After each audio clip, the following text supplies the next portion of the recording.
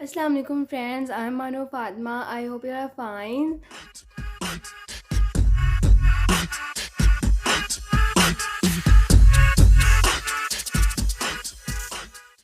Welcome to my channel. इस video में हम लोग 9th क्लास की बायोलॉजी की बुक का चैप्टर नंबर 1 स्टडी करेंगे और आज के इस वीडियो में हम लोग सेकंड टॉपिक को स्टडी करेंगे जो कि है relationship of biology to other sciences. तो सबसे पहले टॉपिक को देखते हैं कि टॉपिक के नेम में क्या समझाया जा रहा है हमें। तो सबसे पहले रिलेशनशिप जो है इसका मायने होता है ताल्लुक़ या कोई रिलेशन, ठीक है। किसका? बायोलॉजी का दूसरी साइंसेस के साथ।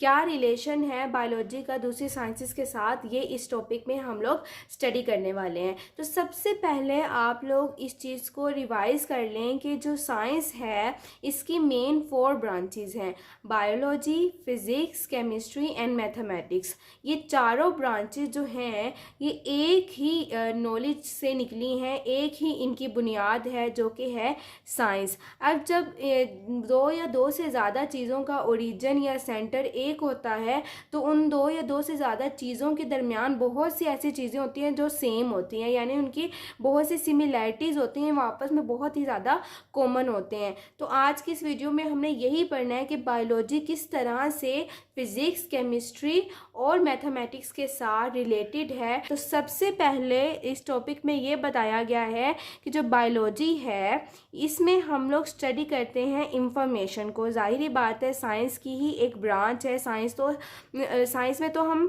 स्टडी ही नॉलेज को करते हैं ना, स्टडी ही इंफॉर्मेशन को करते हैं। तो बायोलॉजी साइंस की ऐसी ब्रांच है जिसमें हम ऐसी इंफॉर्मेशन को स्टडी करते हैं जो कि रिलेटेड होती है लिविंग ऑर्गेनिज्म के। क्योंकि आपको पता है बायोलॉजी के अंदर जो है बायो का वर्ड ही इंडिकेट करता है लाइफ को। तो ऐसी चीज़ें जिनके अंदर लाइफ होती है उनको कहते हैं लिविंग ऑर्गेनिज्म, जो कि हम लोग स्टडी करते हैं बायोलॉजी में। इसके अलावा ये जो इंफॉर्मेशन है ना सिर्फ ये लिविंग ऑर्गेनिज्म से रिलेटेड होती है, बल्कि हम लोग बायोलॉजी के साथ साथ बायोलॉजी में दूसरी ब्रांचेस को भी स्टडी करते हैं। साइंस की दूसरी ब्रांचेस की जो इंफॉर्मेशन है ये भी बायोलॉजी के नॉलेज में ही शामिल है, क्योंकि बाकी सारी ब्रांचेस और बायोलॉजी की ब्रांच जो है ये साइंस से ही निकली है। तो इसके अलावा ईच ब्रांच ऑफ साइंस की हर ब्रांच, चाहे वो बायो हो, चाहे वो फिज़िक्स हो, चाहे वो केमिस्ट्री हो, चाहे वो मैथमेटिक्स हो, सारी की सारी जो ब्रांचेस हैं has relation to other branch. यही बात जो मैंने आपको पहले बताई, क्योंकि साइंस की ही ब्रांचेस हैं ये, तो लिहाजा इनका आपस में कोई ना कोई रिलेशन है, कोई ना कोई ताल्लुक़ ज़रूर है। और इस रिलेशन की ही बुनियाद पे हम लोग कह सकते हैं कि बायोलॉजी का भी सबके साथ ही रिलेशन होगा। तो सबसे पहले हम एक एग्जांपल को अंडरस्टैंड करने की कोशिश करते हैं। जैसे कि अगर हम लोग स्टडी करें स्टडी ऑफ मूवमेंट को, यानी कि अगर हम लोग हरकत को स्टडी करें किसकी? एनिमल्स की, ठीक है। किसी जानवर की मूवमेंट को स्टडी करें कि वो किस तरह से मूव करता है, उसकी हरकत किस तरह की है, तो उसमें क्या होता है जब बायोलॉजिस्ट उस मूवमेंट को स्टडी करते हैं ना, तब वो फिज़िक्स के नॉलेज को भी ज़ेरे नज़र रखते हैं, उनको भी अपने जहन में रखते हैं। क्योंकि आपने फिज़िक्स में ये पढ़ा होगा कि लॉज ऑफ मोशन जो है ये बहुत ही ज़्यादा इम्पोर्टेंट टॉपिक है फिज़िक्स का, जिसमें ये समझाया गया है कि किसी भी चीज़ की, किसी लिविंग ऑर्गेनिज्म की या किसी नॉन लिविंग ऑर्गेनिज्म की मोशन जो है ये किस किस तरह की हो सकती है और किस तरह से मूवमेंट होती है। तो लिहाजा जब हम लोग स्टडी ऑफ मूवमेंट को देखें तो वो तो बायोलॉजी में आ रहा है ना, एनिमल्स की स्टडी है तो वो तो बायोलॉजी में आ रहा है। तो दूसरी तरफ इस स्टडी को करने के लिए ये हमें फिज़िक्स की भी ज़रूरत पड़ी है। तो यहाँ से हमें अंदाज़ा हो रहा है कि बायोलॉजी जो है ये फिज़िक्स के साथ रिलेटेड है। इसी तरह बाकी सारी ब्रांचेस के साथ भी बायोलॉजी जो है इसका रिलेशन है। लिहाजा इन सारी की सारी ब्रांचेस का आपस में ताल्लुक़ जो है ये वाजिया करता है कि ये सारी की सारी जो ब्रांचेस हैं ये मिल के एक इंटरडिसिप्लिनरी साइंस को क्रिएट कर रही हैं, यानी कि ऐसी साइंसेज जो कि आपस में डिसिप्लिन के लिहाज से, नॉलेज के लिहाज से आपस में रिलेटेड हैं और इनका आपस में एक दूसरे के साथ ताल्लुक़ है। जी तो स्टूडेंट्स, अब सबसे पहले हम लोग ये देखते हैं कि बायोफिज़िक्स क्या होता है। तो बायोफिज़िक्स ऐसी ब्रांच है जिसमें हम लोग फिज़िक्स के प्रिंसिपल्स को यूज़ करते हैं, यानी कि ऐसे असूलों को यूज़ करते हैं जो फिज़िक्स से रिलेटेड होते हैं। और इनको हम लोग कहाँ यूज़ करते हैं? बायोलॉजिकल फिनोमिना को स्टडी करने के लिए हम इनको यूज़ करते हैं। बायोलॉजिकल फिनोमिना क्या होते हैं? बायोलॉजिकल फिनोमिना ऐसे अवामिल को कहते हैं जो कि बायोलॉजी से रिलेटेड होते हैं, हमारी लाइफ से रिलेटेड होते हैं और हमारी बॉडी से रिलेटेड होते हैं। तो जब हम लोग ऐसे अमल को या ऐसे प्रोसेस को स्टडी करें जो हमसे रिलेटेड हो या बायोलॉजी से रिलेटेड हो और उसमें हम लोग फिजिक्स के असूलों को अप्लाई करें, यूज़ करें, तो उस ब्रांच को कहते हैं बायोफिजिक्स।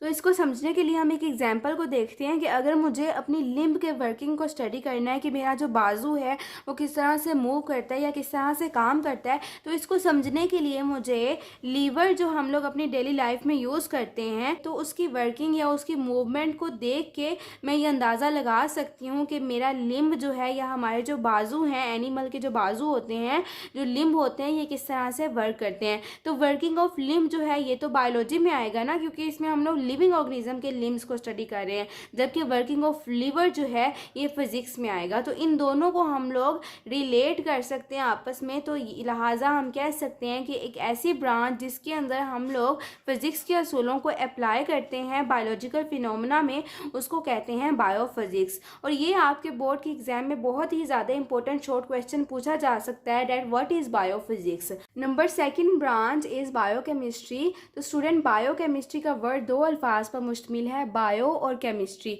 तो बायो का आपको पता है कि बायो में हम लोग लाइफ को स्टडी करते हैं, जबकि केमिस्ट्री के अंदर हम लोग कंपाउंड्स या प्रोसेसेस को स्टडी करते हैं, केमिकल प्रोसेसेस को स्टडी करते हैं। तो बायोकेमिस्ट्री में हम लोग स्टडी करते हैं केमिस्ट्री को, यानी कि कंपाउंड्स और प्रोसेसेस को, लेकिन ये कंपाउंड्स या प्रोसेसेस जो हैं ये हम स्टडी करते हैं लिविंग ऑर्गेनिज्म के अंदर, यानी कि इंसानों में या जानदारों में जो कंपाउंड या मुख्तलिफ तरह के अमल, कोई केमिकल रिएक्शन या केमिकल प्रोसेसेस हो रहे होते हैं ना, इनको स्टडी करने के लिए हम लोग जो है केमिस्ट्री का सहारा लेते हैं, और इस वजह से इस ब्रांच को कहा जाता है बायोकेमिस्ट्री। मिसाल के तौर पे अगर मैं बात करूं प्लांट्स की, तो प्लांट्स के अंदर फोटोसिंथेसिस का एक अमल होता है। इस अमल के ज़रिए वो खुराक तैयार करते हैं, धूप की मौजूदगी में पानी और कार्बन डाइऑक्साइड को मिक्स करके या उनको कंबाइन करके फोटोसिंथेसिस के अमल से गुजार के हमारे लिए खुराक तैयार करते हैं। तो इस अमल के अंदर भी चूँकि केमिकल प्रोसेस हो रहा होता है, और किसके अंदर हो रहा होता है? प्लांट के अंदर, जो कि एक लिविंग ऑर्गेनिज्म है। तो लिहाजा हम कह सकते हैं कि फोटोसिंथेसिस की जो स्टडी है ये बायोकेमिस्ट्री की फील्ड में आएगी। Second is respiration. तो स्टूडेंट, रिस्पायरेशन जो है ये भी एनिमल्स के अंदर होने वाला एक अमल है, या प्लांट में भी ये होता है। तो लिहाजा रिस्पायरेशन की स्टडी में भी हमें केमिस्ट्री का सहारा लेना पड़ता है, केमिस्ट्री के स्टडी को, केमिस्ट्री के नॉलेज को यूज़ करना पड़ता है। तो लिहाजा बायोकेमिस्ट्री बहुत ही ज़्यादा इम्पोर्टेंट फील्ड है। Number 3, biometry.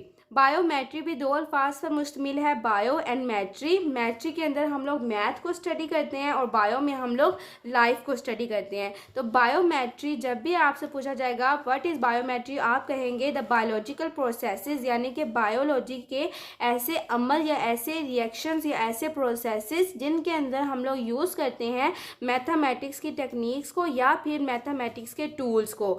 ठीक है, तो ऐसे अवामिल जिसके अंदर हम लोग मैथमेटिक्स का इस्तेमाल करते हैं, उनको हम लोग स्टडी करते हैं बायोमेट्री में। इसकी भी मिसाल आप देख लीजिए कि to analyse the data that are obtained from experiment. ठीक है, वो वाला डाटा जो कि हम लोग बायोलॉजी के अंदर एक्सपेरिमेंट करने के बाद हासिल करते हैं, उसको एनालाइज करने के लिए, ठीक है, उसको राइट करने के लिए, उसको एनालाइज करने के लिए हमें रूल्स ऑफ मैथमेटिक्स को यूज़ करना पड़ता है। अब रूल्स ऑफ मैथमेटिक्स कौन से हो सकते हैं? एडिशन हो सकता है, सब्सट्रैक्शन हो सकता है, डिवीजन हो सकता है, मल्टीप्लिकेशन हो सकता है। तो लिहाजा इन रूल्स को या इन टेक्निक्स को यूज़ करते हुए हम लोग बायोलॉजी के तजर्बात से हासिल होने वाले डाटे को एनालाइज करते हैं।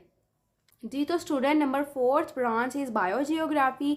बायोजियोग्राफी का वर्ड भी दो अल्फाज पर मुश्तमिल है, जियोग्राफी एंड बायो। तो बायो में तो आपको पता है कि हम लाइफ को स्टडी करते हैं, लिविंग ऑर्गेनिज्म को स्टडी करते हैं, जबकि जियोग्राफी का जो वर्ड है ये अर्थ से निकला है, इसका मायने होता है अर्थ। यानी कि जियोग्राफी में हम लोग ज़मीन के मुख्तलिफ खितों और इलाकों का जिक्र करते हैं, उनको स्टडी करते हैं। तो बायोजियोग्राफी ऐसी ब्रांच है जिसके अंदर हम लोग लिविंग ऑर्गेनिज्म की अकरेंस के वो किस किस जगह पे मौजूद हैं, किन किन इलाकों में मौजूद है, इस चीज़ को स्टडी करते हैं। तो biogeography is the branch of biology in which we study about occurrence and distribution. Occurrence का मतलब होता है किसी जगह पर रहना, कोई चीज़ किसी जगह पे मौजूद हो, और डिस्ट्रीब्यूशन का मतलब है कि आपको पता है कि दुनिया में कितने ज़्यादा जानदार हैं, तो ये सारे के सारे जानदारों का एक जगह पर रहना मुश्किल था, तो लिहाजा ये सारे के सारे जो जानदार हैं ये मुख्तलिफ इलाकों में डिस्ट्रीब्यूट हुए हैं। तो इस डिस्ट्रीब्यूशन को भी स्टडी करते हैं। डिफरेंट स्पीशीज़ ऑफ ऑर्गेनिज्म जो जानदार हैं उनकी मुख्तलिफ तरह की स्पीशीज़ को हम लोग स्टडी करते हैं। डिफरेंट जियोग्राफिकल रीजन्स यानी कि ज़मीन के मुख्तलिफ खितों और इलाकों के अंदर ये मुख्तलिफ तरह की स्पीशीज़ किस तरह से रहती हैं और इनकी डिस्ट्रीब्यूशन किस तरह से होती है, किस में, वर्ल्ड में, यानी कि दुनिया में, ज़मीन में। तो इस सारी के सारे नॉलेज को हम लोग बायोजियोग्राफी में स्टडी करते हैं। अब इस फील्ड का पर्पस क्या है या इसका स्कोप क्या है, तो इसका हमें फ़ायदा ये है कि इसके ज़रिए हम लोग क्या स्टडी करते हैं। अब आप इस चीज़ को अंडरस्टैंड करें कि हर जानदार जो है उसके लिए ज़मीन का हर खिता सूटेबल नहीं होता। कुछ जानदार जो हैं ये पहाड़ी इलाकों में रह सकते हैं, कुछ जानदार जो है ये मैदानी इलाकों में रह सकते हैं, कुछ जानदारों को सर्दी की आदत होती है, कुछ जानदारों को गर्मी की आदत होती है।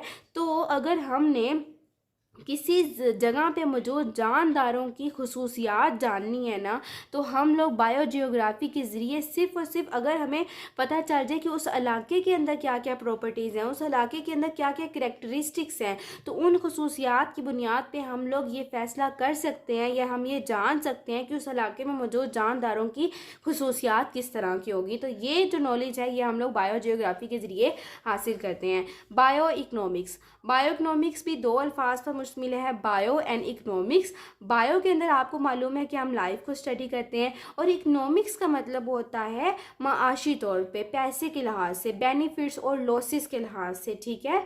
तो माशी तौर पे जब हम लोग जानदारों का मुतालिया करते हैं तो इसको कहते हैं बायो इकनॉमिक्स।